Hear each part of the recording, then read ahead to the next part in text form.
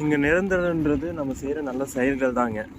என்றைக்குமே வந்து வாழ்கிற வாழ்க்கையில் நம்ம எவ்வளோ பணங்கள் செல்வங்கள் சேர்க்கிறோமோ அதை விட இம்பார்ட்டன்ட் நல்ல செயல்கள், நல்ல பெயர், நல்ல வரலாறு விட்டு செல்லுங்க. அதுதான் நிரந்தரம்.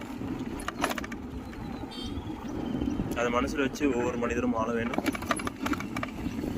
பிள்ளைகளுக்கும் கற்றுக் கொடுக்க வேண்டும்.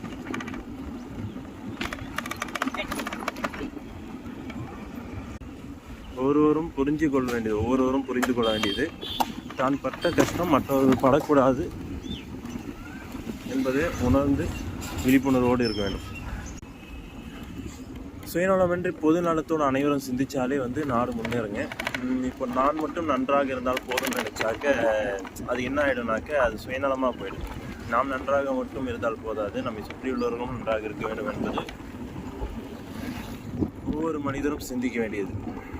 இது சிந்தித்தாலே வந்து யாருக்கும் எந்த கஷ்டங்களும் தீங்குகளும் நடக்காது. யாரும் வந்து கோபம் பொறாமையின்றி அனைவரும் வந்து பார்த்திங்கன்னா அனைவரும் நன்றாக இருக்கும். அமைதி, பொறுமை மிகவும் கடைபிடிக்க வேண்டும். பிள்ளைகளுக்கும் பெற்றோர்கள் கற்றுக் கொடுக்க வேண்டும். அதேபோல் ஆசிரியர்களும் மாணவர்களுக்கு கற்றுக் கொடுக்க வேண்டும். நேர்மையும் ஒழுக்கமும்.